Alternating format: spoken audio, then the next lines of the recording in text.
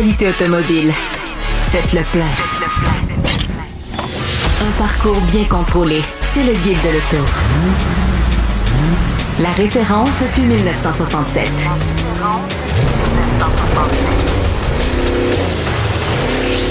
Le Guide de l'auto.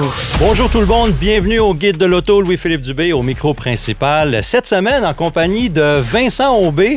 Vincent Aubé, un collaborateur très important au Guide de l'auto, un gars avec qui je travaille sur le Guide de l'auto, l'édition papier tous les ans, puis aussi sur le site. Vincent, on est en pleine production du Guide de l'auto 2027. En fait, il reste quelques semaines encore à cette production-là. Il y a toute une équipe derrière qui va travailler sur le montage du livre et tous les textes qu'on a produits, tous les essais qu'on est en train de mettre sur papier. Je peux-tu te dire qu'en ce moment, on commence à rouler un peu sur les vapes parce que c'est beaucoup de travail. Comme chaque année. On les remercie d'ailleurs, ceux qui travaillent en coulisses. Là. On voit souvent les auteurs, mais il y a beaucoup de gens derrière qui font en sorte que ce livre-là est un produit de qualité. Absolument. Oui. Oui, fait que non, c'est vraiment puis Hugues Gonneau, justement, qui est normalement avec nous à l'émission, il y en a plein. Il est plongé. Il est plongé dans le livre. Julien Amado, l'équipe, Dominique même aussi. Dominique, Marie-Odile pour le graphisme, etc. Donc, vraiment, les gens sont en train de... Notre équipe est en train de vous préparer une édition assez spectaculaire, encore une fois, cette année. Mais je voulais le mentionner parce que, justement, je porte mon chandail Check Engine aujourd'hui parce que, justement, là, on travaille... de longues heures durant toutes les semaines, puis aussi avec les voyagements, puis les lancements.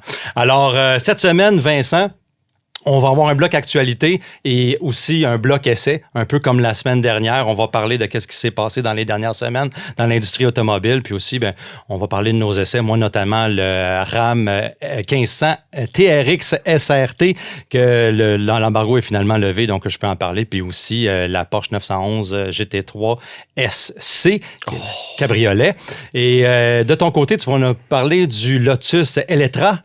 Oui. Et il ne faut non pas dire illettré, mais bien Eletre. Oui. Et puis, Porsche Cayenne électrique turbo, la déclinaison turbo que j'ai eu l'occasion d'essayer aussi. Donc, allez-vous-en pas trop loin parce que ça va être un segment essai haut en couleur. Ce sont des essais qui décoiffent, je pense. Je pense que oui, hein? Oui. De toutes les façons. Si on ajoutait tous les chevaux, toutes les cavaleries de ces véhicules-là, je pense que ça serait quelque chose. Oui. Je n'ai pas fait de l'édition, mais en tout cas, on est au-dessus de 3000. On est dans le beaucoup de chevaux.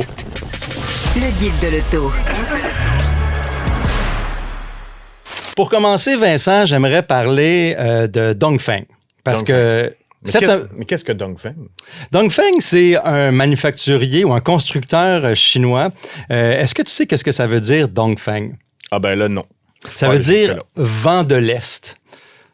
Vent de l'Est. Écoute, je vais laisser l'historique de cette marque-là à notre collègue Hugues Gonneau, parce que justement, lui, il en sait pas mal plus. Mais ça prend pas un cours d'histoire pour savoir Vent de l'Est, qu'est-ce que ça veut dire. Il y a beaucoup d'autres constructeurs aussi qui ont des noms qui sont synonymes à des slogans politiques en Chine. C'est très intéressant. On va probablement avoir à reparler. Il y en a qui n'en ont pas, là, comme par exemple Xiaomi. Xiaomi, tu connais Xiaomi, la marque Xiaomi, ça veut dire petit grain de riz en mandarin. Alors ça, c'est moins politique. Oui. Donc, drapeau rouge pour... comment le prononcer? Honki ou Honki? Ouais, c'était... Bon, ça veut dire drapeau rouge, évidemment, donc quelque chose encore qui a rapport avec la Chine. Donc oui, évidemment, ces noms-là nous viennent avec toute une nouvelle culture. Ces constructeurs-là débarquent avec une nouvelle culture. Puis Dongfeng, en fait, a débarqué à Montréal avec quelques modèles pour un peu introduire cette marque-là au Québec, parce que ça va être au Québec qu'elle va mettre pied en premier. C'était dans le Vieux-Port de Montréal. On a emmené 6 modèles, dont 2 modèles qu'on planifie commercialiser quelque part en 2027. C'est intéressant quand même. Je pense que ça va être là que les constructeurs chinois vont devoir travailler. Ils ne sont pas connus ici. Donc, c'est vraiment là que le public... c'est pour ça qu'ils font des opérations médias comme ça, pour se présenter. Mais c'est ça, on a pu découvrir 2 véhicules. Le Nami Box 01 EV. Un petit, l'équivalent d'un Hyundai Venue en termes de dimension. Oui, c'est comme sous-compact, là, quand même très petit comme véhicule. Véhicule électrique traction, 94 chevaux seulement, 118 livres-pieds de couple, donc on ne parle pas d'un monstre de puissance ici. Oui. Autonomie de 430 km selon le cycle chinois, donc beaucoup moins chez nous. Oui, on parle de 25 à 30 % de moins, là, ça va se rapprocher plus de 300 km. Rendu en hiver, il ne restera plus grand-chose. Bon, mais une petite voiture. Donc, c'est un véhicule urbain, là, même la vitesse maximale, 140 km/h. Ça ressemble au K-Car du Japon un peu. On essaie d'intéresser. Je pense que qu'est-ce que j'ai pas mentionné en entrée de jeu, c'est que d'ici 2027, et le gros chiffre qui rentre sur tous les médias, c'est 35 000 Puis, là, la compagnie est arrivée et a dit, ça va être sous les 35 000 etc., etc. Écoutez, ces véhicules-là, on peut parler du deuxième véhicule, en fait, le Vigo EV, là, qui est un utilitaire compact, un petit peu plus gros. Un petit peu plus performant aussi, là, avec 161 chevaux, 480 km selon le cycle chinois. Toujours. Ça va donner à peu près 350 là, selon. Fait que c'est pas des autonomies qui sont très, très, très intéressantes. Ce sont des véhicules pour tâter le terrain.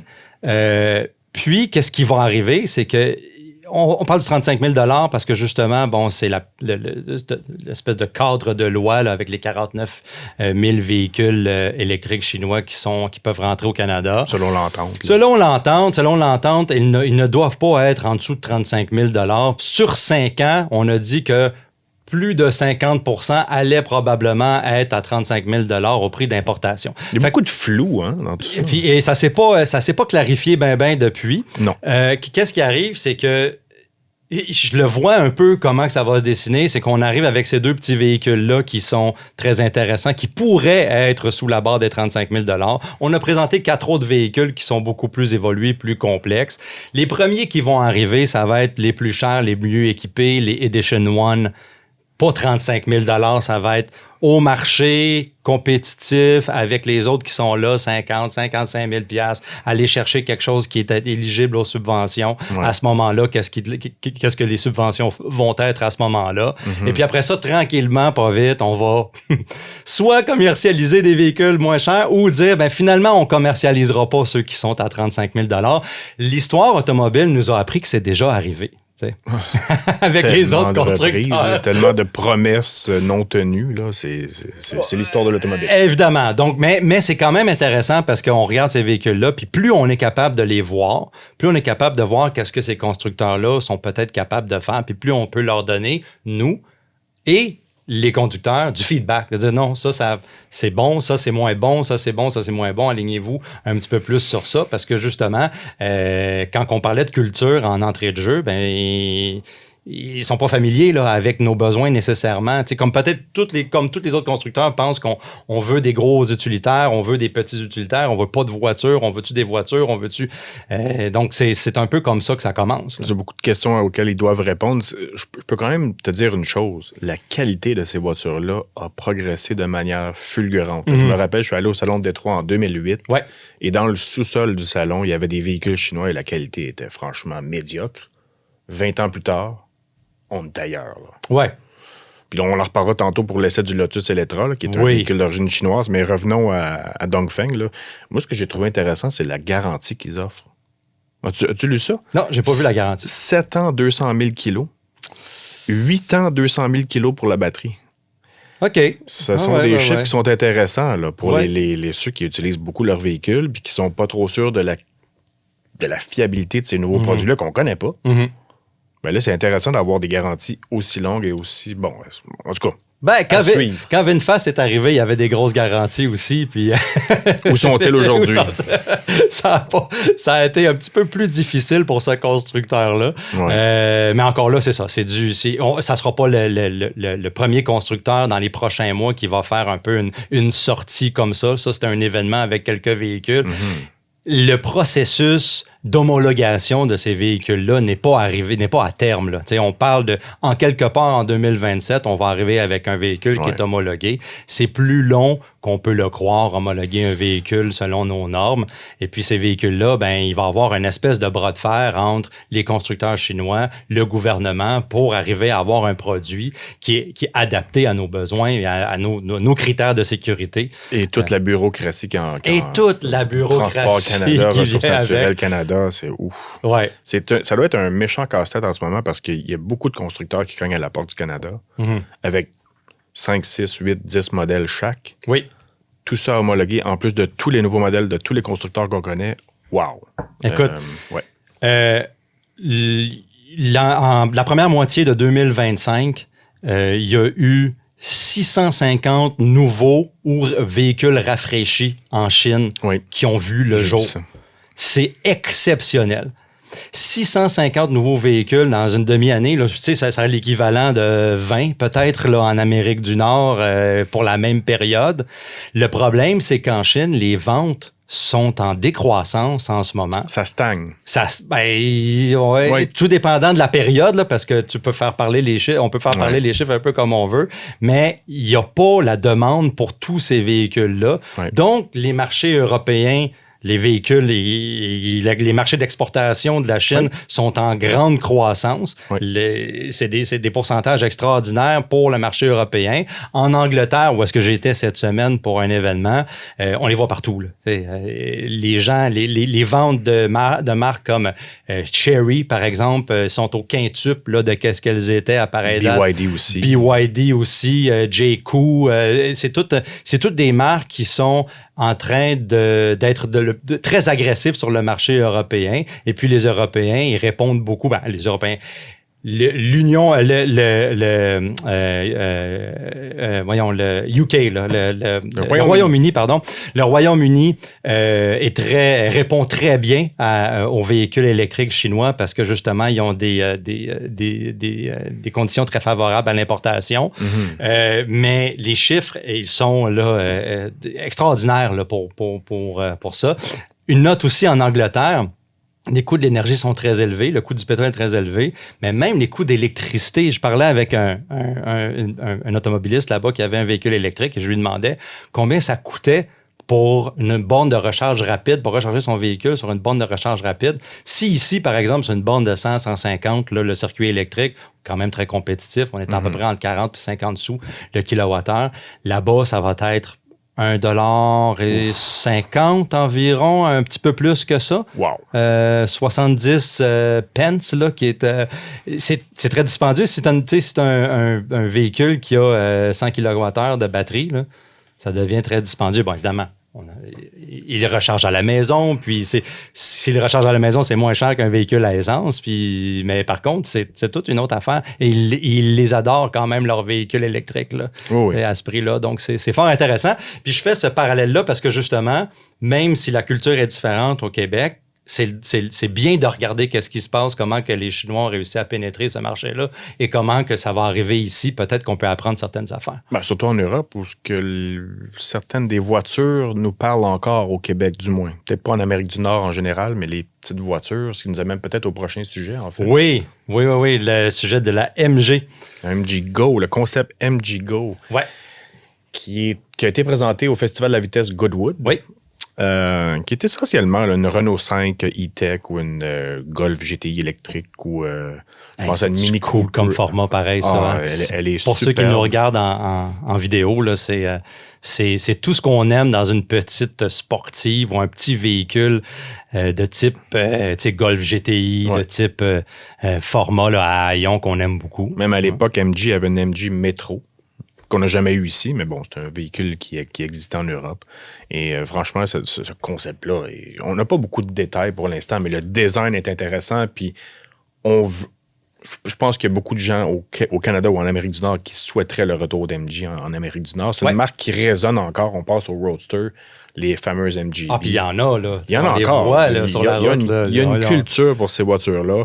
D'ailleurs, MG propose le Cyberster, qui est un Roadster électrique très performant. Donc, il y a encore cette histoire autour d'MG.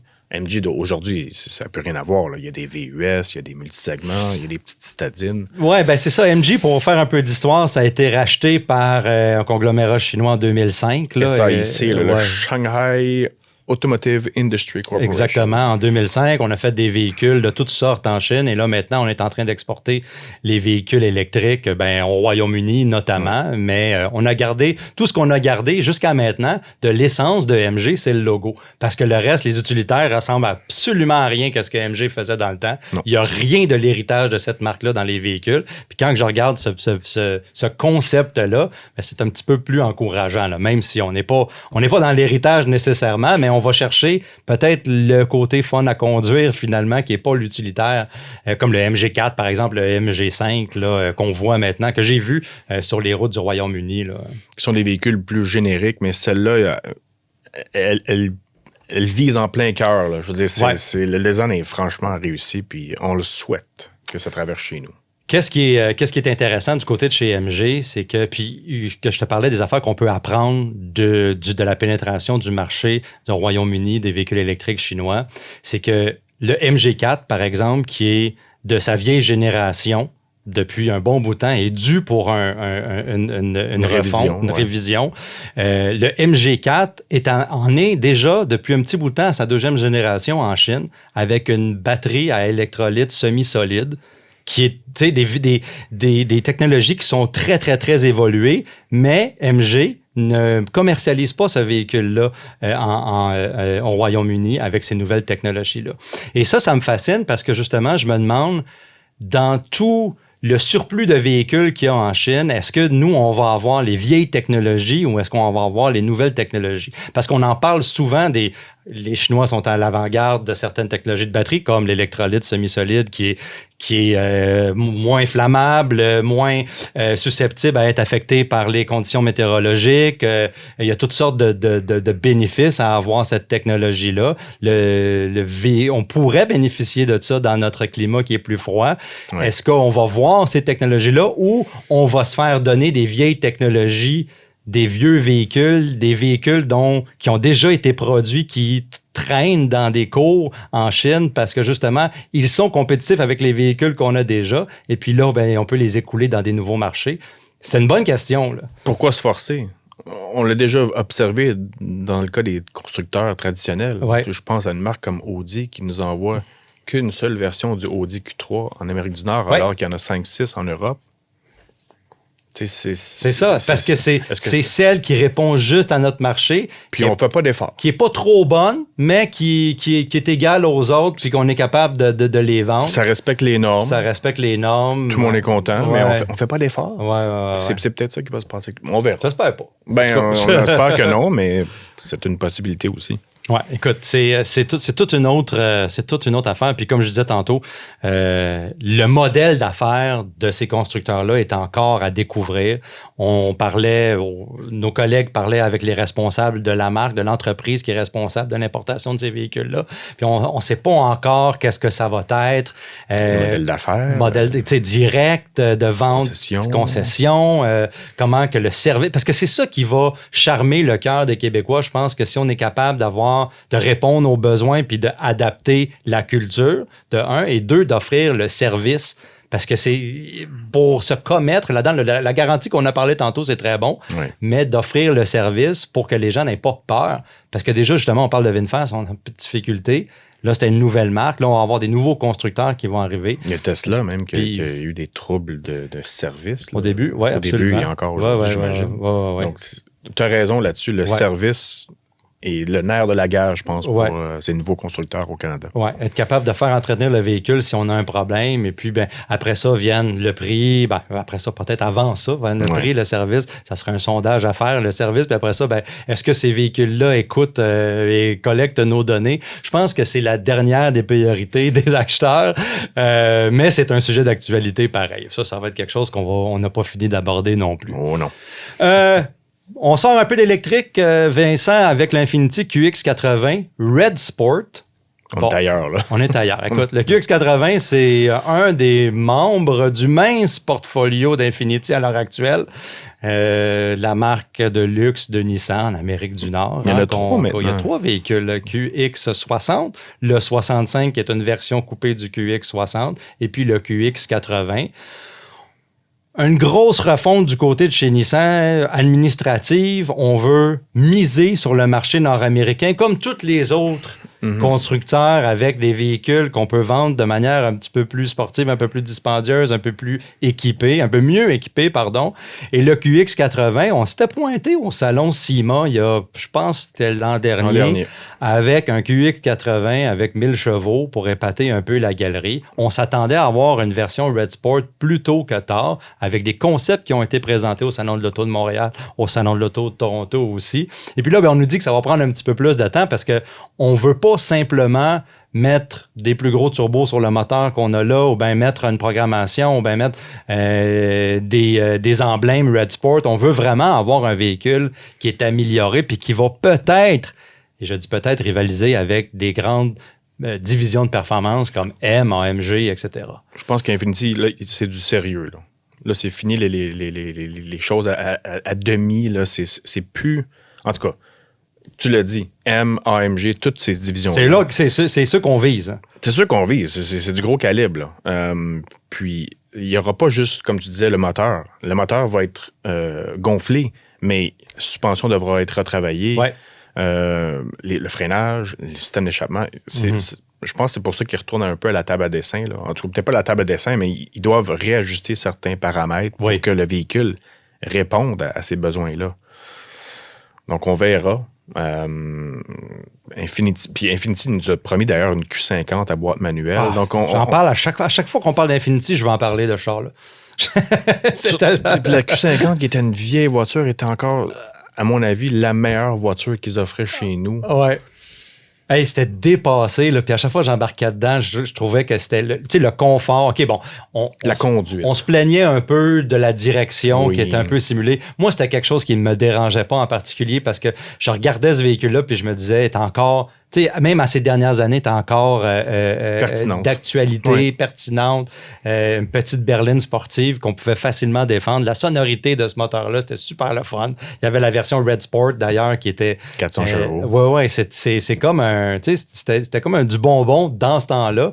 Et ça le serait encore si Infiniti disait, oui, on va réouvrir, on va aller chercher des gens qui aiment ce segment-là, qui ne veulent pas nécessairement aller vers les utilitaires, puis qu'on pourrait aller chercher quelques parts de marché et refaire un nom. Une image. Surtout une image auprès des enthousiastes, des amateurs de conduite, puis dire, regarde, on ne fait pas juste des utilitaires. Chez Infiniti, on veut vraiment aller chercher l'âme là, de la conduite automobile, puis on peut le faire maintenant avec le marché nord-américain. C'est très cool comme vision, mais est-ce assez? Est-ce payant aussi? Je pense que c'est là où les comptables de la division vont dire « Wow! Ouais.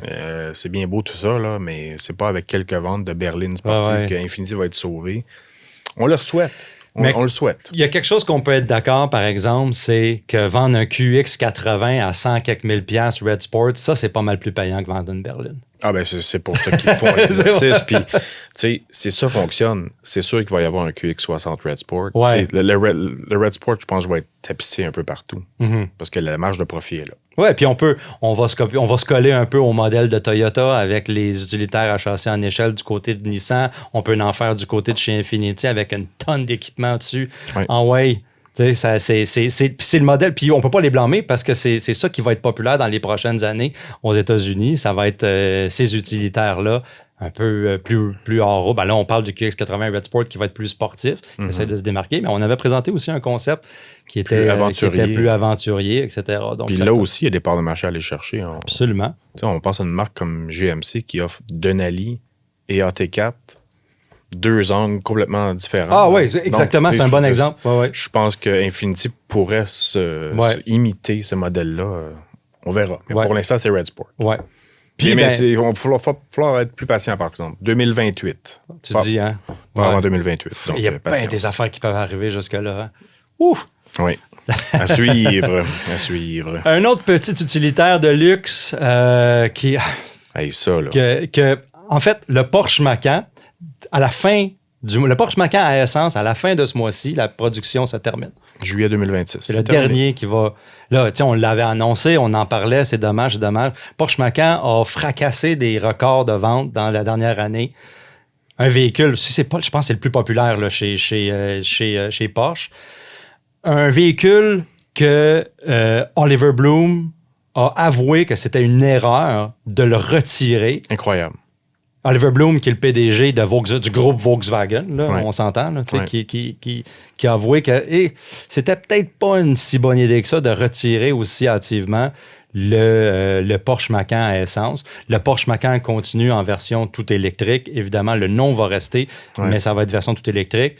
Mais la version à essence, on a annoncé dans les derniers mois qu'on va avoir un remplacement, mais pas avant 2028, lui non plus. Puis il s'appellera pas Macan non plus. Il s'appellera pas Macan.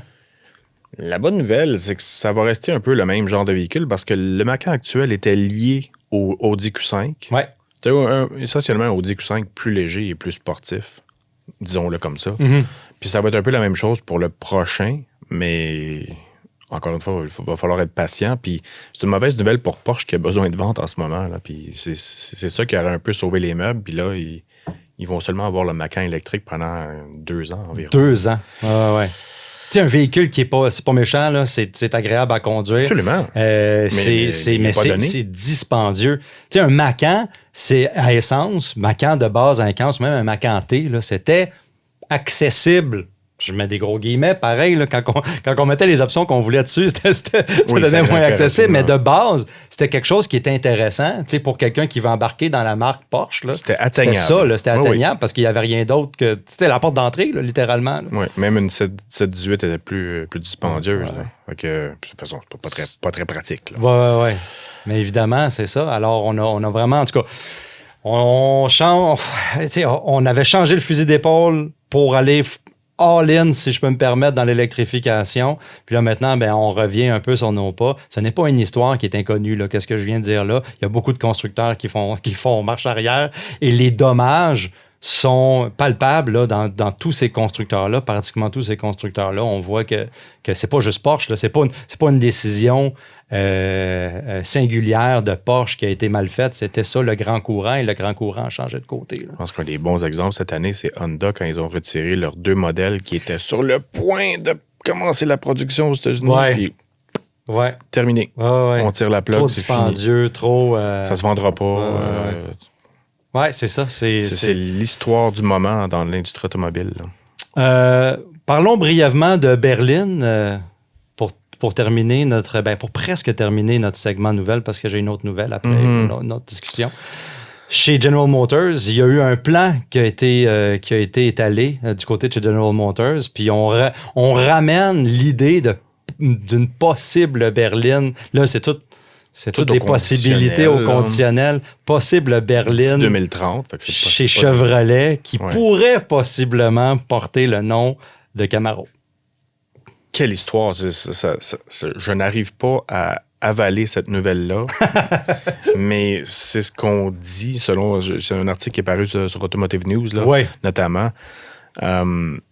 J'ai beaucoup de misère avec le nom Camaro. J'ai pas de misère avec le retour d'une berline, par contre. Mm-hmm. Parce que c'est ce qui me manque. On l'a vu avec Ford qui a complètement abandonné la voiture. GM en a abandonné une belle poignée. Le Buick est devenu un constructeur de VUS. Oui. Cadillac, qui reste à peu près juste la CT5 comme berline intéressante. Lincoln, Alouette. Là, Lincoln, c'est terminé. Chevrolet, je veux dire, la berline qui reste, c'est un Chevrolet Trax.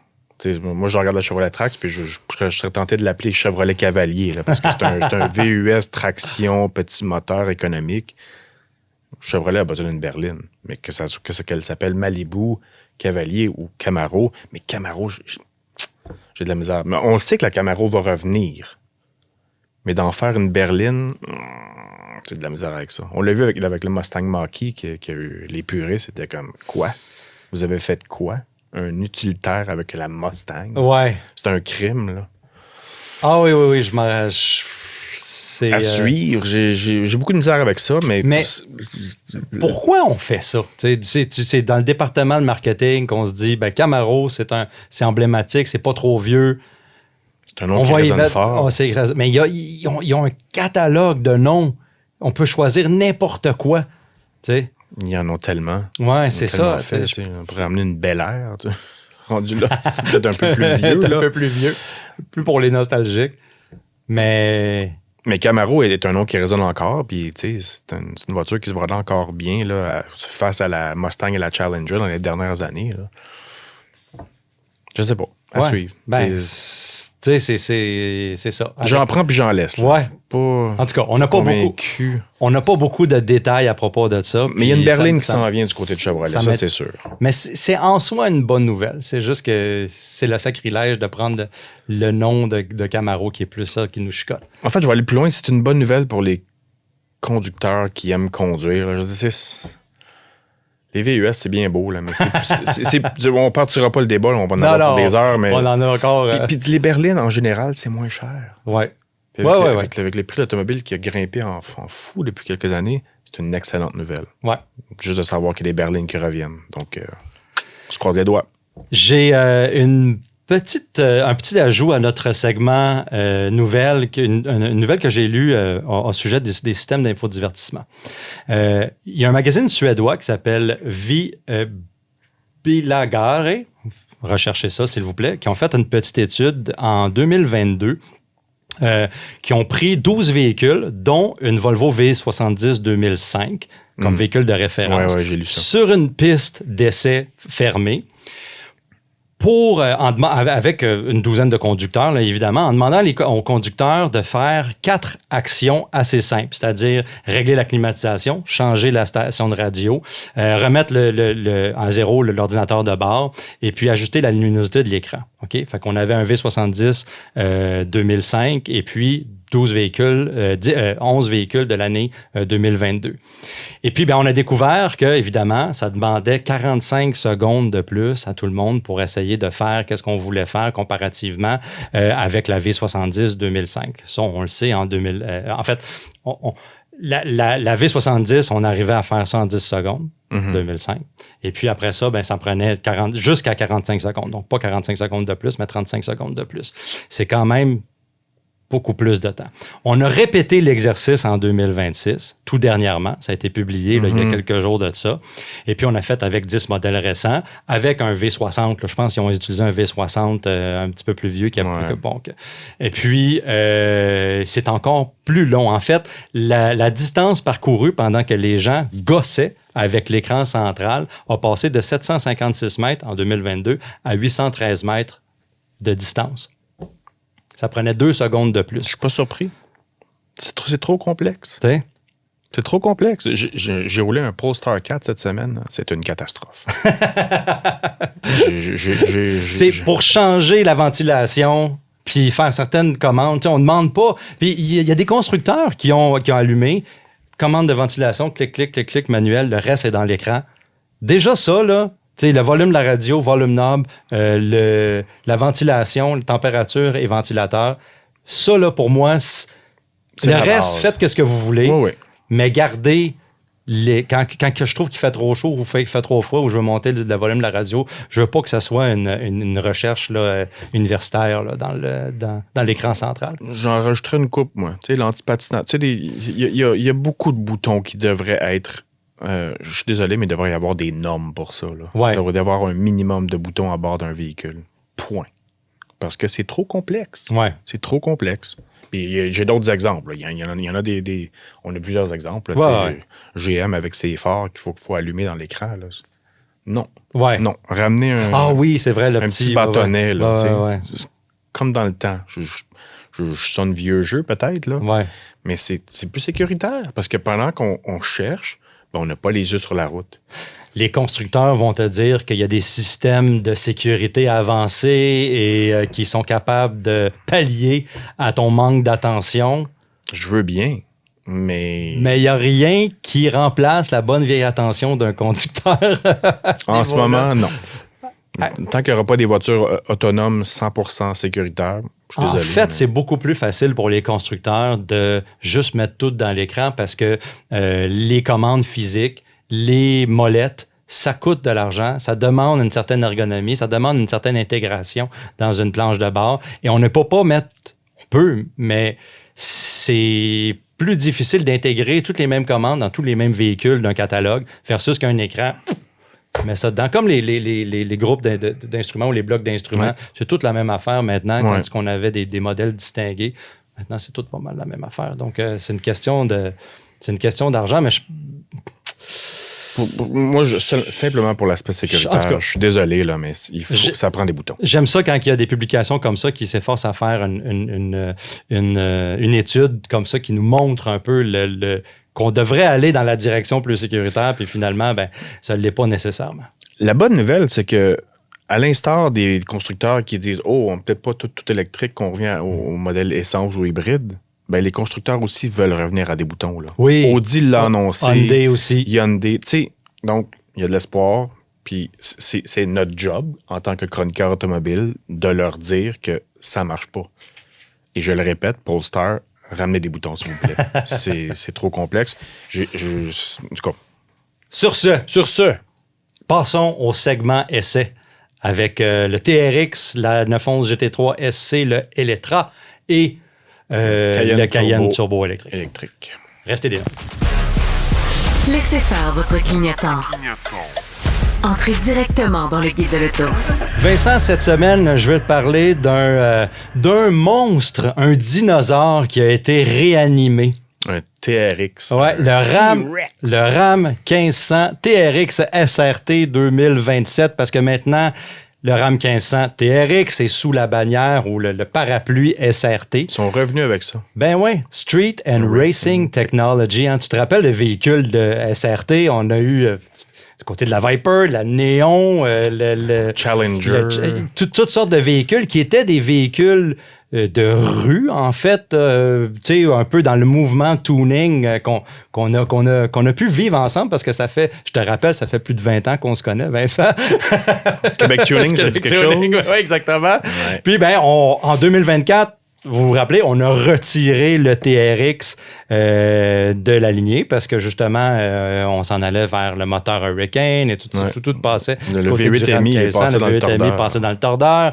Et puis, pas trop longtemps après, on le ramène, évidemment. Ça a été annoncé le 1er janvier 2026, je me rappelle, le jour de l'an. Oui. Tim Keniskis est arrivé et a dit non, c'est ça. On réanime le dinosaure extrêmement performant qui est le TRX. Un véhicule que j'avais conduit puis que toi aussi t'avais conduit dans sa forme le vieux, mais pas si vieux que ça finalement. Évidemment, il n'a pas changé beaucoup ce véhicule-là physiquement. On a ajouté l'emblème SRT, on a rajouté certaines touches rouges là, comme les crochets de remorquage. Là, je pense qu'ils n'étaient pas nécessairement sur l'ancien modèle, mais essentiellement, c'est pas mal le même véhicule. Il est plus puissant. Oui, absolument. C'est ça, là, je m'en viens à la performance, un peu plus performant du moteur V8 MI 6.2 litres surcompressé. On a été travailler l'admission d'air. On a mis la distribution, les soupapes du Hellcat Red Eye. Alors on est capable de monter en tour minute, si tu veux, pour aller chercher 777 chevaux. Ça n'a pas de bon sens. Hein, quand même, hein, on voulait pas se faire déclasser, donc avec 777 chevaux, 680 livres-pieds de couple avec ce véhicule-là, on a reprogrammé également. Je pense qu'il y avait 650 à l'époque. Si je me rappelle bien, un petit peu plus un peu plus de. En tout cas, c'était déjà très suffisant. Même boîte de vitesse là, à 8 rapports. Évidemment, on a changé de l'architecture dans le RAM en changeant du RAM 1500 vers le Hurricane. On a mis à jour certains systèmes dans le véhicule, mais conduire le TRX, ça ressemble pas mal à ce que c'était.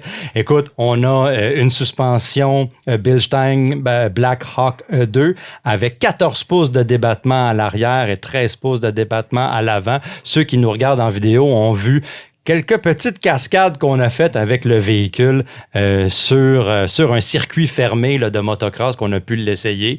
Évidemment, sur la route, le TRX, avec toute cette poutine-là, toute cette vaisselle-là d'équipement en route, il y a un petit compromis qui est fait sur la conduite. Bon, je dis petit, peut-être un petit peu plus gros. C'est tellement large. C'est large, c'est un peu soft. Sur la route, c'est pas un véhicule avec lequel qu'on va faire de la conduite dynamique ou qu'on va pouvoir aller sur les routes en ville, par exemple, sinueuses ou quelque chose comme ça. Quoiqu'au Québec... On peut y aller, mais on va ressentir une différence côté confort comparativement à un Ram 1500 normal qui est reconnu pour sa conduite confortable. Évidemment, il y a toutes sortes de modes de conduite qu'on peut jouer avec. On m'a dit du côté des ingénieurs que j'ai essayé seulement en mode sport, un petit peu plus rigide, un peu plus adapté à la conduite de route. Et je suis sûr que si j'avais eu un petit peu plus de temps avec le camion, avec le mode sur mesure, custom, j'aurais pu me faire un mode avec des paramètres, aller chercher pas trop de réactivité, mais un peu plus de fermeté dans ma suspension. Je suis sûr que j'aurais été capable de me faire de quoi au quotidien. C'est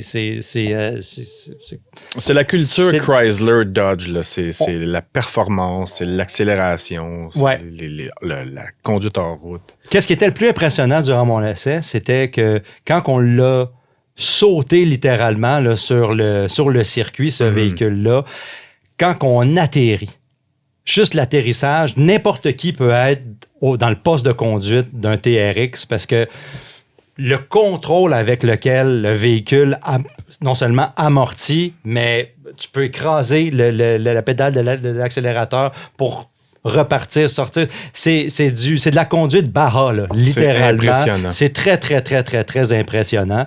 Évidemment, à l'intérieur, le TRX est extrêmement bien équipé, siège très confortable. On a le gros écran, évidemment. On a des appliques en fibre de carbone, des surpiqûres rouges, toutes sortes de technologies. On a même le système d'aide à la conduite de niveau 2, là, la conduite main libre de niveau 2, que j'ai essayé sur l'autoroute, qui fait un peu le même travail là, qu'un Super Cruise avec une navigation cartographiée là, sur certaines autoroutes sélectionnées.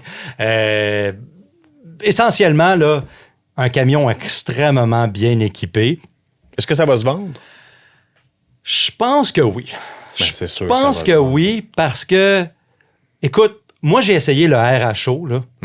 Puis c'est un camion que je trouve qui roule plus doux, qui a des accélérations plus linéaires. En fait, le moteur Hurricane a plus de sens sur pas mal tous les plans en termes d'efficacité de conduite. Là. C'est plus linéaire. En route, le RHO a pas mal tout ce que le TRX a. Et puis, je l'ai essayé sur un circuit fermé similaire à ça, là, à Ann Arbor, là, justement, le RHO. Puis je me disais, wow, la réponse, juste sur quand le moteur tourne au ralenti sur l'idle, c'est beaucoup plus doux qu'un MI, mais... T'as pas le son. Les gens vont aller avec le MI. C'était un peu comme le Ram 1500 quand on a ramené le 7.7 litres. Évidemment, les ventes, là, c'est un moteur qui est moins performant sur tous les plans, même dans les deux versions du Hurricane, le Hurricane ne donne pas sa place non plus, là, mais... un moteur qui est c'est plus léger, ça roule plus rond, etc. Mais les gens vont aller avec le MI parce que quand est-ce que ça va se reproduire qu'on peut avoir? Peut-être que dans quelques années, on va le retirer encore une fois pour de bon et puis avoir un 6.2 litres MI surcompressé de 777 chevaux qui fait un bruit, mais adorable, là, une sonorité d'échappement adorable. C'est infernal. Je veux dire, la raison irait avec un RHO parce que justement, pour avoir toute la conduite en route, qu'est-ce que ça fait un camion de ce format-là dans un sentier? On le sait pas, là, ça va... Puis le look aussi. Hein. C'est ça, on le sait pas, là, mais entre les deux, de la raison, mais le cœur. Bon. Avec le MI, c'est pour répondre à ta question, là, je suis pas mal sûr que c'est ça, le processus, de dire, on a la chance de le revoir, ce camion-là, go. Les constructeurs ne feraient pas des versions spéciales comme ça si ça se vendait pas. Exactement. Tous les constructeurs en font. Et c'est un camion qui est fait, c'est payé, le moule est payé. Puis il faut en prévoir d'autres dans les années qui viennent. Là. Toyota va se lancer dans la... Absolument. Fait que non, ça va. Fait que oui, je connaissais déjà la réponse. Je voulais qu'on jase un peu. Pour le prix, 144 995 de prix de départ. Wow. Frais de préparation de 2 995 $. je suis capable de me monter un camion 200 000 là, avec tout dedans, là, tout inclus, tout ça, avec les options qu'on peut avoir. Là, je n'ai pas énuméré tous les équipements qui peuvent venir en option avec ce camion-là, mais fais-moi confiance, il y en a. Puis SRT va continuer à en ajouter parce que SRT est là pour ça, justement, là, d'ajouter et des nouvelles éditions et des nouveaux modèles, donc il va en avoir. Mais si tu regardes le F-150 Raptor Air, c'est 155 000 155 575 de prix de départ. Donc, si on compare prix de départ pour prix de départ, OK, tu as un meilleur marché, mais quand on commence à ajouter les équipements, là, tu peux devenir fou des deux côtés. Oh oui. Essentiellement. On peut perdre sa chemise assez rapidement avec ces véhicules-là. On change de registre. Je veux que tu me parles de Lotus. Parce que moi, j'étais chez Lotus cette semaine. C'est drôle, en même temps. Ben oui, je peux pas vous parler de la voiture que j'ai conduite puis de l'usine que j'ai visitée, qui est la Lotus Emira 420 Sport. Ça va aller à la semaine prochaine. Mais j'ai pu embarquer en tant que passager dans l'Elettra, qui est l'utilitaire électrique qui est débarqué là, chez nous tout dernièrement, puis que tu as pu mettre la main dessus. Histoire intéressante, hein, parce que le Lotus Elettra était déjà homologué pour le Canada en 2024. Arrivent les tarifs 100% du gouvernement Trudeau. Lotus sont comme « No, on ne peut pas vendre un véhicule 300 000 $. Parce qu'il est assemblé en Chine. Parce que c'est un véhicule Geely en dessous. Donc, ils se sont retirés. Puis là, dernièrement, l'entente entre Mark Carney et le gouvernement chinois avec ces véhicules chinois-là, ils ont dit, parfait. Ouais. Nous, notre véhicule est déjà prêt. Il est déjà homologué. Alors, ils sont déjà sur le marché en ce moment. On a pu le conduire à Montréal. Julien avait pu le conduire, notre collègue Julien Mado l'avait conduit brièvement à Toronto. Là, cette fois-ci, on a donné un peu plus de temps. 1h30, c'est pas beaucoup, mais on a pu le conduire, puis j'ai pu l'essayer en masse sur l'autoroute. C'est une bombe. La version que j'ai essayée, carbone, 900 chevaux. Ouais. Écoutez, puis je n'ai pas de comparable Lotus. J'ai jamais conduit une vraie Lotus, le Nelly dans le temps. J'ai pas conduit ça. Je sais à quoi m'attendre d'une voiture de ce cas. Là, on est ailleurs. Là. C'est une brique, c'est lourd. Chaussé sur du 23 pouces seulement, des pneus à profil bas. Ça, pour le Québec, j'ai des doutes. Ah ouais, chaussé sur une courroie de distribution. C'est ça. Du moins, dans le mode track ou le mode sport, ça tapait assez dur sur les nids de poule. Mais très intéressant quand même comme produit. La direction très précise, la qualité de fabrication, la présentation, un écran central et des très minces affichages de chaque côté. Donc, c'est vraiment une autre philosophie. Mais j'en suis agréablement surpris. OK. Ouais. Donc, bon, là, c'est pas un véhicule qui est donné. Là. Puis évidemment, la version carbone, ce sera très, très rare chez nous. Lotus va plutôt miser sur les versions inférieures, qui commencent dans les environs de 120 000 $. Donc, oui, mais c'est un véhicule de 600 chevaux quand même. C'est très chic à l'intérieur, je trouve. Moi, en tant que passager, très confortable. Mais... Oui. On parlait avant d'ouvrir les micros comment que ça va à l'encontre de la philosophie de Lotus de Colin Chapman qui disait simplify and add lightness, c'est-à-dire simplifier et ajouter de la légèreté. Avec un véhicule électrique. C'est le contraire. C'est le contraire. Tout est plus compliqué et tout est plus lourd. C'est vrai, mais à la défense de Lotus, j'ai quand même conduit un véhicule très agile. Tu sais, il y a des véhicules électriques, des utilitaires électriques qui sont très puissants, mais qui n'ont pas une bonne tenue de route. On sent que le surpoids handicape le véhicule. Ouais, beaucoup de difficultés à gérer. Là. Il y avait quand même du poids ici. Là, en freinant, il fallait prendre ses distances. Il ne fallait pas que je suive une voiture dans son pare-choc. Ouais. Mais côté agilité, Lotus maîtrise encore ça, même si c'est un véhicule qui n'a pas rapport avec la vieille mentalité Lotus. Donc, pour ça, là, chapeau. Bravo. Chapeau. Peut-être qu'on peut espérer que Lotus va être capable d'appliquer dans le contexte d'un véhicule électrique, de simplifier et d'ajouter de la légèreté avec des composantes de châssis plus simples et des batteries plus légères. On l'espère. Parce que ça, c'est peut-être un des bémols. L'autonomie n'est pas terrible. Ah non, on est à combien? 400 km environ. Oh, OK, c'est pas beaucoup. Donc, en hiver, je sais pas. Ouais. D'ailleurs, 400 km, c'est comme rendu dépassé. Là, quand on regarde, par exemple, du côté de BMW là, avec le iX3, le nouveau iX5, on est dans les 700 km. Ouais. Là, même le X60 de Volvo, on est rendu au-dessus de 500 km. Donc, c'est pas... mais pour la conduite, on a... Chapeau. Bon. Je le répète, là, mais c'était assez intéressant pour ça.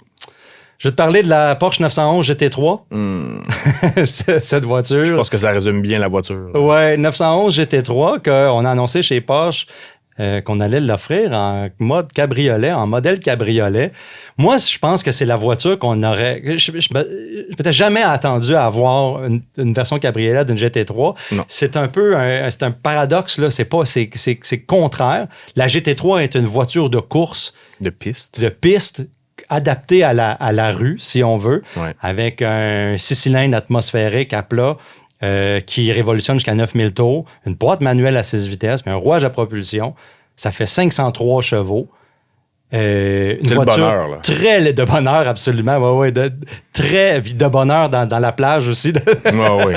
Et une voiture très agile, très légère. Et puis, chez Porsche, on s'est dit, il y a un modèle Touring. Vous reconnaissez la GT3 normalement avec l'aileron qui est surdimensionné à l'arrière. Ouais. Le modèle Touring est celle qui n'a pas d'aileron. On a quand même un petit faible pour cette voiture-là parce qu'elle n'a pas l'aileron. Qu'elle est belle. Toutes les caractéristiques pareilles de la GT3. Là, on se dit, le modèle Touring est tellement populaire qu'on va rajouter un cabriolet. Cabriolet, ça veut toujours dire plus de poids. Fait que c'est ça qui est un petit peu... contradictoire chez Porsche. Alors, la solution pour ça, c'est de mettre toutes sortes de composantes ultra légères pour compenser. Alors, on est allé chercher les ailes avant de la 911 ST. Ouais. Super léger. Les portes en fibre de carbone de la GT3 RS avec les petites ganses dans les pas les poignées de porte traditionnelles, les petites ganses là, pour tirer. On a des composantes en magnésium comme les roues en totalement magnésium qui sont disponibles dans le catalogue Porsche, mais qui sont de série sur ce véhicule-là, qui enlèvent 9 kg de masse rotative non suspendue. On a les freins carbone céramique qui enlèvent 20 kg de masse rotative non suspendue. On a l'assemblage du toit qui vient de la cabriolet, 911 cabriolet, mais qui a des pièces en magnésium dedans. Et puis, les ailes en arrière, ça vient de la 911 cabriolet. La boîte manuelle, elle est plus légère que la PDK, évidemment. Donc, la boîte manuelle, on l'a choisie, c'est essentiel. Chaque gramme compte. Normalement, sur une 911 GTS, un cabriolet, c'est 180 kg de plus. Là, on est allé chercher entre 34 et 70 kg selon comment on est équipé dans les ensembles. Parce que là, je peux pas comparer toute la 911 GT3 Touring avec la 911 GT3 SC puis tous les ensembles. Là, les poids varient. Mais on est en train de séparer des cheveux là, chez Porsche pour essayer d'offrir... c'est la philosophie Porsche. Oui. Alors... Côté conduite, je suis sûr qu'un ingénieur, un pilote d'essai, un pilote de course va dire « Ouais, c'est moins rigide parce qu'il n'y a pas de toit. Ouais, c'est un petit peu plus pesant, je le sens, le 30 ou le 40 kilos. » Pour le commun des mortels, c'est une GT3 quand même avec le vent dans les cheveux et la sonorité de ce moteur-là. C'est exceptionnel. C'est vraiment le fun à conduire. Un flat six atmosphérique. Le plus gros problème, c'est le prix. Parce que ça coûte 60 000 $ de plus qu'une GT3 Touring. Touring. Wow. C'est beaucoup de sous. Ouais. C'est beaucoup. C'est quoi le PDSF? 313 000 $. Puis là, avec les options, on ajoute. Puis, évidemment, le véhicule d'essai que j'ai essayé, avec tout dedans, là, c'était 400 quelques mille dollars. Donc, c'est ça. C'est le prix. C'est un demi-million avec la taxe de luxe et tout. Puis tu te dis, t'achètes ça, puis t'as pas... Je veux dire, t'as une GT3, mais t'as une GT3 cabriolet. C'est comme... C'est la GT3, mais c'est pas la GT3. C'est un GT3 cabriolet. Donc, c'est un pensez-y bien dans cette optique-là.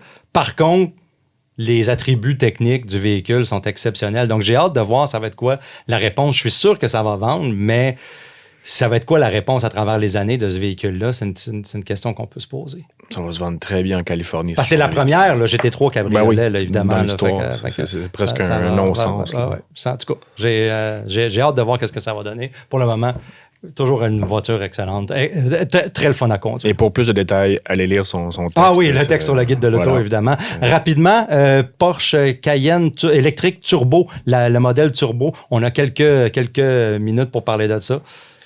Écoute, ça fait 20 ans que je fais ça, ce métier-là. Là. C'est le véhicule qui m'a le plus impressionné à l'accélération. J'ai pas tout essayé dans ma vie, là, mais je vous le jure, je le répète, je l'ai mentionné dans mon texte, dans mes vidéos, mes yeux étaient rendus... dans tes orbites? Un demi-pouce plus loin. C'est à ce point violent. Quand tu mets dans le mode le plus extrême, Sport Plus, c'est ce que j'ai retenu de ce véhicule-là. Ouais. J'ai même pas trouvé ça agréable tellement c'était... pas incontrôlable, c'était très contrôlé, mais c'était tellement impressionnant. Je vous dis, j'ai jamais vécu ça dans ma vie. Mm-hmm. Mais pour le reste... C'est une solide machine. Ouais. La tenue de route Porsche est là. Bon, la lourdeur aussi. C'est le cas de tous les électriques.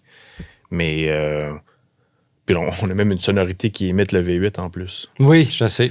Qui est pas... C'est pas un V8. Mais on s'en approche. Ouais. Il y a quelque chose... Tu sais, Porsche tente quelque chose avec le Cayenne. Mais là, avec ce qui se passe avec le Macan, j'ai comme des doutes, ouais. Mais Porsche est rendu là. Je veux dire, ce Cayenne-là est beaucoup plus performant que tous les autres Cayennes avant. Là. Tous les Cayennes thermiques sont dépassés par le Cayenne électrique turbo en termes de puissance. Ouais. En termes d'agrément, c'est peut-être mieux avec un turbo GT, là, qui est la version la plus épicée du côté thermique. Du côté thermique. Mais c'est une affaire que j'ai mentionnée à Marc Lachapelle la semaine dernière. C'est dans les catalogues de véhicules chez Porsche, des utilitaires, par exemple, bon, en l'occurrence Macan et Cayenne, quand tu essayes les moteurs thermiques, un en arrière de l'autre, tu vois une très bonne différence entre ces modèles-là. Tu sais, le 4 cylindres, le 6 cylindres, le GTS versus un Macan de base. Oui. Cayenne, la même chose. Tu essayes le turbo, tu essayes un Cayenne de base. C'est comme un monde, ou un hybride, c'est comme des mondes de différence. Tandis que dans les électriques, tu vas essayer un S, un turbo, la puissance est vraiment augmentée. Mais la différence en termes de tenue de route, ça va tout extrêmement bien. Mais le comportement est très similaire entre les véhicules. Très similaire. Ouais, OK. Très similaire. Je suis d'accord. T'es d'accord avec ça? Parce que lors du lancement, on avait conduit aussi les versions Cayenne, en fait, électriques, sans turbo. Fait qu'un bon milieu, c'est comme un Cayenne S électrique. Que tu as pu conduire? Oui, exactement. Ouais. Puis, mais tu n'as pas le droit d'en parler pour l'instant. Non, j'ai le droit d'en parler. Alors, parlons-en.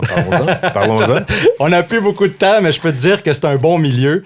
Tu sais, t'as pas besoin de 1000 forces, là, comme dans le Cayenne Turbo, où c'est 1000 quelques chevaux. Puis c'est ça l'automobile. C'est ça. C'est souvent ça. C'est souvent le modèle du milieu qui se vend le mieux, qui répond le plus aux besoins, qui est un peu plus sportif sans être trop. C'est ça l'histoire automobile. Ouais. Merci Vincent d'avoir été des nôtres aujourd'hui. Ça m'a fait plaisir de parler avec toi d'automobile. J'espère que tu vas pouvoir revenir une fois de plus au podcast puis qu'on va pouvoir encore... jaser. Ouais, sortir des nouveaux arguments pour les utilitaires, les voitures électriques et puis les voitures, le fun à conduire qu'on a l'opportunité de conduire. Merci tout le monde d'avoir été parmi nous. On se revoit dans 2 semaines avec plus d'actualités et plus d'essais. Tous les épisodes du Guide de l'auto sont disponibles en podcast sur l'application et le site cube.ca.